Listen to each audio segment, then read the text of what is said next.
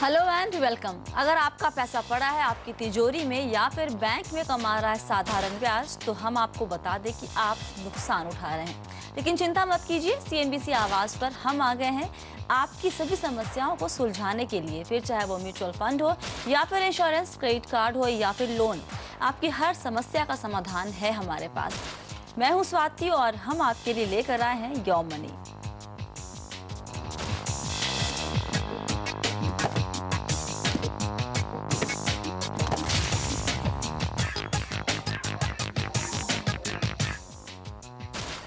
Your money में आज हम फोकस करने वाले हैं किसी भी तरह के लोन से जुड़ी आपकी परेशानियों पर, और आपके सवालों के जवाब देने के लिए हमारे साथ हैं rupeetalk.com के सीईओ सतकाम देवे। बहुत बहुत स्वागत है हमारे शो में सतकाम। सतकाम, एक बात बताइए, आजकल जॉब की तो सिक्योरिटी है नहीं, लोग लोन ले लेते हैं, अच्छी खासी ईएमआई भी पे करनी पड़ती है उनको हर महीने। जॉब सिक्योरिटी नहीं है, जॉब कभी भी जा सकती है आपकी। तो जब अगर आपके पास कोई रेगुलर इनकम का सोर्स ना रहे, तो क्या कोई ऐसा जरिया है जिसके तहत हम ईएमआई को पोस्टपोन कर दें या बैंक से बात करके उसको हम कुछ दिनों के लिए होल्ड पे डाल दें, और जब वापस से कोई इनकम का सोर्स हमें मिल जाए तो उसको हम फिर कंटिन्यू पे करना शुरू करें?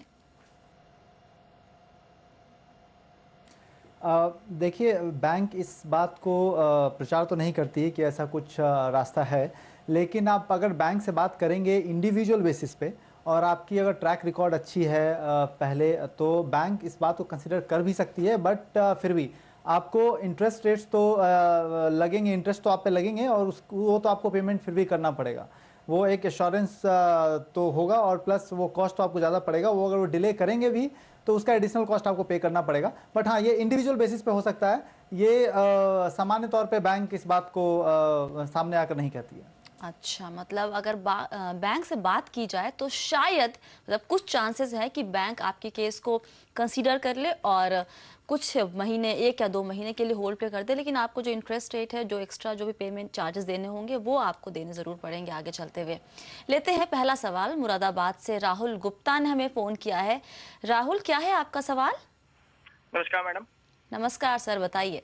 मैडम, मेरे को एक होम लोन चाहिए, तो जो मैं अपने पापा के नाम से लेना चाहता हूँ। अच्छा। और हमारे जो घर की इनकम है वो मंथली है 12,000 रुपए। अच्छा। और मेरे को जो लोन लेना है वो लेना है 5.5 लाख रुपए तक का। अच्छा। और जो हमारे घर की कीमत है वो है by the government 7 lakh rupees. अच्छा। तो मैं ये जानना चाह रहा हूँ कि ये बिना किसी सिक्योरिटी के होम लोन मिल जाएगा, और अगर मिल जाएगा तो कौन से बैंक से मिलेगा, और उसकी इंस्टॉलमेंट कितनी होगी मंथली? ओके। सतकाम, राहुल जानना चाहते हैं कि 7 लाख के करीब का घर ये खरीदना चाहते हैं, पापा के नाम पे लोन लेना है, इनकम 12,000 है, बहुत ज़्यादा नहीं है, और 5.5 लाख तक का ये चाहते हैं लोन लेना। तो कहाँ से ले, कहाँ सस्ता इन्हें ब्याज दर पड़ेगा, और कितनी ईएमआई आएगी, और क्या कोई सिक्योरिटी देने की ज़रूरत होगी इनको?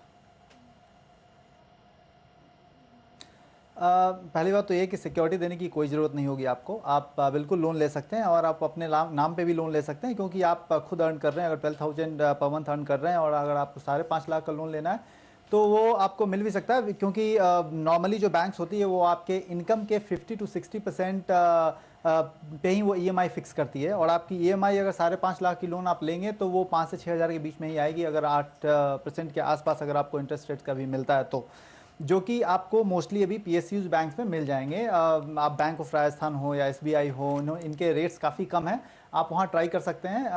बैंक ऑफ राजस्थान ने तो हाल में ही बताया था, उन्होंने 7.5% पे लेस दैन 30 लाख के लिए वो उन्होंने अनाउंस करा था।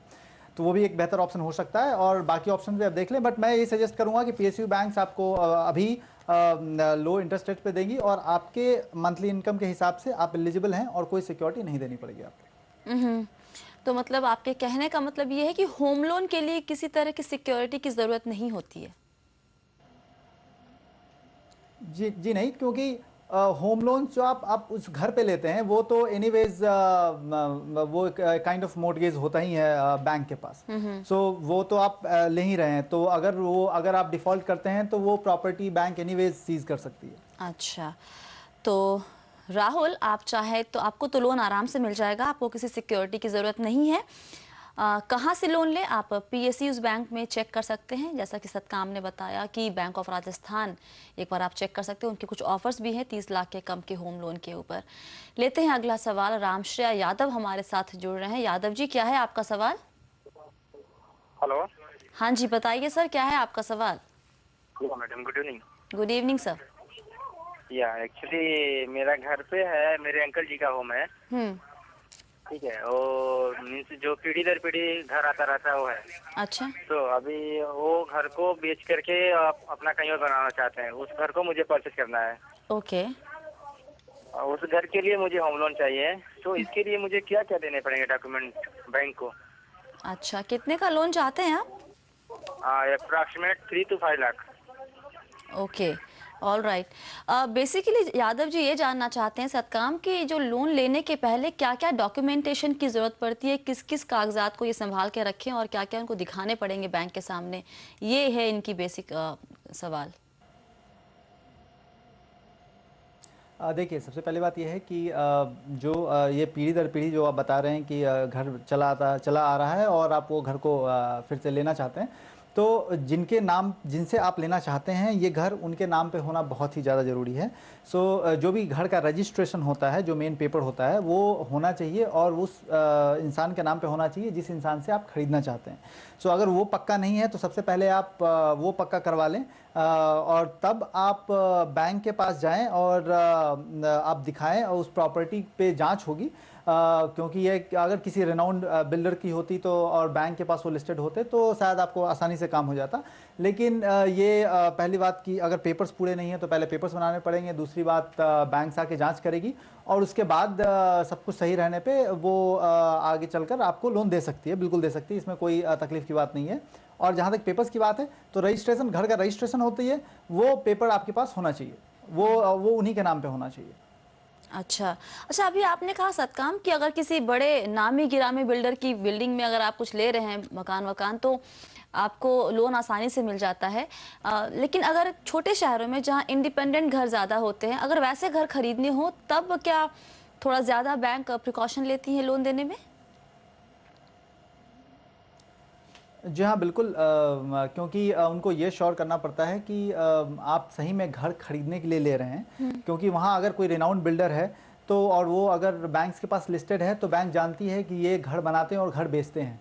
अब अगर आप छोटे छोटे शहरों में इंडिविजुअल घर आप परचेज़ कर रहे हैं तो वहाँ बैंक को श्योरिटी चाहिए होती है, वो जाके देखना चाहती है कि ये घर एग्जिस्ट करता है। दूसरी बात कि कोई उसको ओन करता है और वही उसको सेल कर सकता है। तो ये सारी वेरिफिकेशन होती है फिजिकली, और तभी उस